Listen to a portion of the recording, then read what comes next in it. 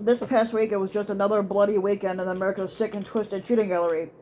As I talked about in my earlier video, a man that was dressed in full protective gear and carrying an assault rifle got out of his car at a shopping mall in Allen, Texas, and started randomly gunning down people on the sidewalk. Now, a police officer was coincidentally on the scene for another call, took down the shooter after he had shot 16 people, killing at least 8 of them and possibly more. And several people are reportedly still in critical condition as of this article. But this is seen as a huge success story among the gun fetishists because it shows that a good guy with a gun can stop a bad guy with a gun.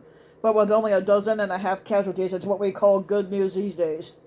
Now, last week, we had 2 other major shooting incidents. One in Atlanta caused a whole downtown area to be shut down for hours after a man shot 5 women in a doctor's office and then he disappeared into the labyrinth of office buildings. And before that, in Texas again, a man who was upset because his neighbors asked him to stop firing his gun at 11 o'clock at night decided to execute 5 of them in their home moments later, and both men were apprehended after massive manhunts. Now, all 3 of these cases appear to have different motivations and different factors. The Atlanta shooter was diagnosed with mental illness and was reportedly angry that he didn't get the prescription of meds that he wanted. The man who shot his neighbors was a drinking man with a hot temper and a penchant for guns.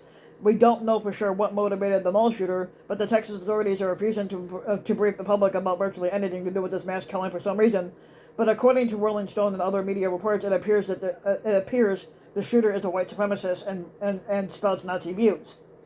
Now, the suspected mass shooter who killed at least 8 people at an Allen, Texas mall on Saturday had frequently posted pro-white supremacist and neo-Nazi materials on social media, according to an FBI bulletin that was revealed by Rolling Stone. But the FBI's review and triage of the subject's social media accounts had revealed hundreds of postings and images to include writings with racially or ethnically motivated violent extremist rhetoric, including neo-Nazi material, and material espousing the supremacy of the white race, the bulletin read.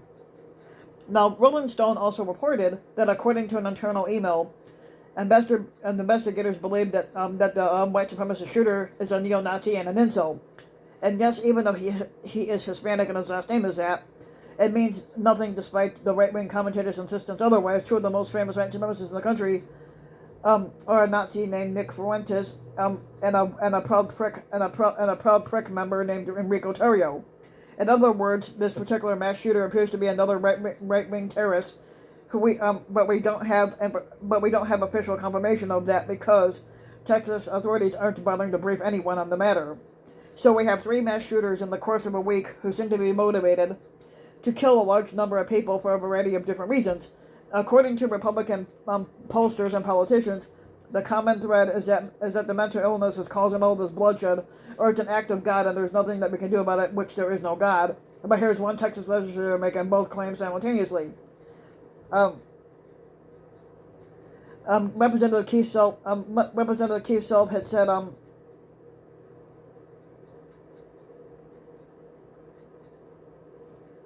now there's a guy named Reed. Many people said that a person named Reed said, many people argue that prayers aren't cutting it because it's not.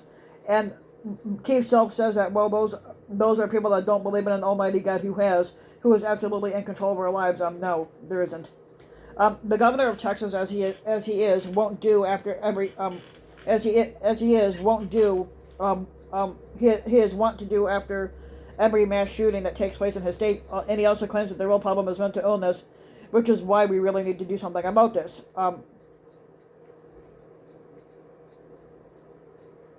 Now, there's a clip that Gavin Newsom posted about Greg Abbott. Greg Abbott conveniently leaves out the fact that Texas's gun death rate is 73% higher than California's, and 2, he accidentally points to exactly why we need federal gun safety laws. Now, Governor Gavin Newsom, who's a Democrat, is correct about the fact that Texas has a 73% higher gun death rate than California, so Abbott is being disingenuous when he makes this claim. There is simply no doubt that states with looser gun laws have higher rates of gun violence, and the gun laws are getting looser by the day, with both Texas and Florida recently just letting their gun freak flags fly and allowing the unlicensed carry the pretty much everywhere.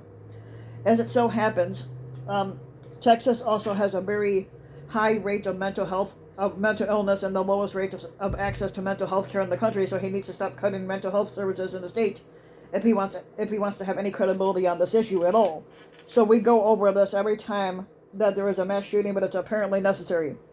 Now, as the survey shows, mental illness is prevalent all over the world, with estimates of more than 1 billion people suffering from one form of mental illness or another. So it's obvious that mental illness is universal across all of humanity. And yet we're the only country that has this problem with the constant mass shootings. It's intensely fucking frustrating to have to make this point over and over again, but there's no fucking choice. An average 6th grader can look at those facts and determine that while we all have mental illnesses in our society, the only reason that America is awash in gun violence is because we are awash in guns, and no other country is suicidal enough to fucking allow this. But we can all fucking agree that mental illness is at least a real problem for many damn reasons, and that we should be addressed by our fucking government. Now, if the Republicans would actually fucking agree to do that, it would be helpful. But generally speaking, they don't give a shit. They pay lip service to the same way that they pay lip service to thoughts and prayers, and then they try to change the fucking subject because thoughts and prayers don't fucking do anything for anybody anyway. Now, there is another right-wing school that says that gun violence is like the weather, but there's nothing that they can do about it, so it's best to accept the fact that you may have to kill people if you want to go out in public, and here's a gentleman on Foe making this clear, even though he's not a gentleman.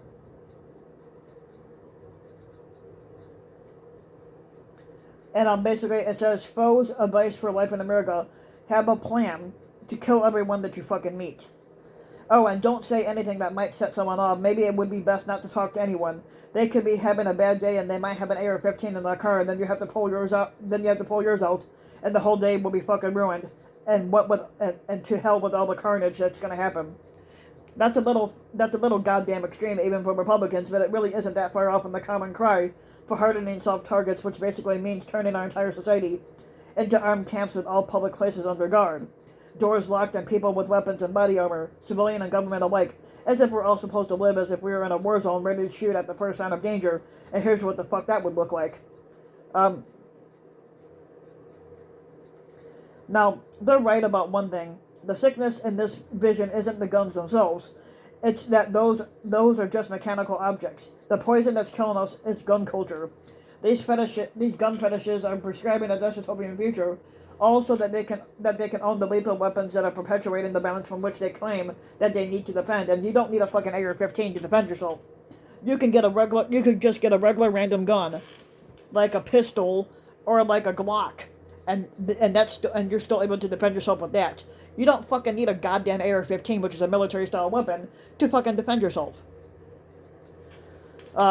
So if you like the video, you can give the video a like and subscribe to my channel, RBW King. You can also hit the notification bell, so that you'll be notified when a new video comes out. And you can also leave a comment, let me know what you think. And if you want to support my work even further, you could donate to my Patreon link, which you can find in the About section of YouTube.